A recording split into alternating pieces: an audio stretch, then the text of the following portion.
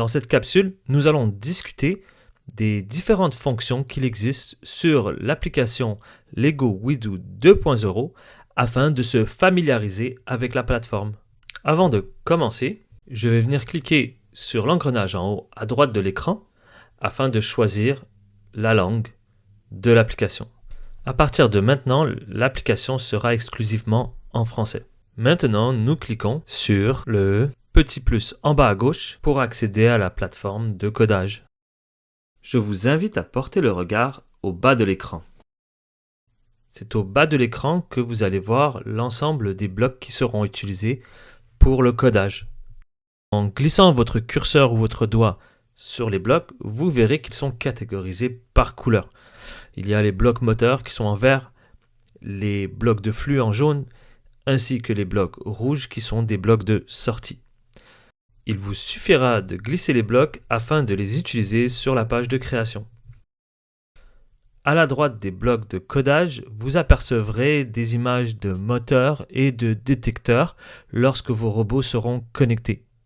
Vous apercevez aussi qu'il y a un chiffre à côté de ce moteur ou de ce détecteur. Cela indique si le moteur est en utilisation ou si le détecteur aperçoit quelque chose ou réagit à quelque chose. Prenons l'exemple du détecteur de mouvement. Lorsqu'un objet se rapproche du détecteur, nous allons apercevoir que le chiffre descend pour arriver jusqu'à 0. Pour que les détecteurs et les moteurs apparaissent, il faut d'abord connecter nos robots. Pour que les robots apparaissent connectés, il faudra appuyer sur le petit bouton bleu en haut à droite de l'écran. En appuyant sur le bouton, nous verrons si des robots sont déjà connectés. En ce moment, il n'y a pas de robots de connectés. Il va falloir cliquer sur le bouton vert du Smart Hub de nos robots. En cliquant sur le bouton vert, les robots apparaîtront. Nous voyons Safi. Puis nous allons connecter notre deuxième robot, Salim Rover Mars. Et nous allons cliquer dessus. Ce que vous voyez maintenant, c'est que nous avons deux moteurs, un moteur pour chaque robot et un détecteur de mouvement qui est associé à un des deux robots. J'aimerais attirer votre attention en haut à gauche de l'écran sur la barre d'outils. Commençons avec le premier icône qui est l'icône de la maison. En cliquant dessus, vous retournerez à la page principale du programme. En cliquant sur le deuxième icône en forme de livre, vous retrouverez la bibliothèque de projets. Dans cette bibliothèque, vous y trouverez différents projets de découverte et de projets guidés. Lorsqu'on décide de cliquer sur l'un des projets, nous verrons alors une brève description de l'activité, puis par la suite, on nous proposera de construire le robot avec un modèle étape par étape.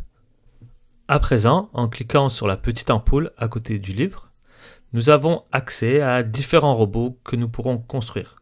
Encore une fois, si l'on clique sur l'un de ces robots, nous aurons accès à une affiche, un modèle de construction du robot, ainsi qu'un modèle du programme qui peut être utilisé avec ce robot.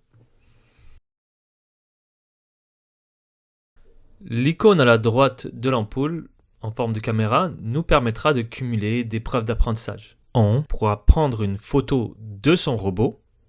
L'élève pourra aussi filmer le robot en action. La vidéo sera ajoutée aux preuves d'apprentissage de l'élève. Finalement, on lui permet de faire une prise d'écran de son programme. Ces preuves d'apprentissage pourront être utilisées en cliquant sur le bouton en forme de crayon.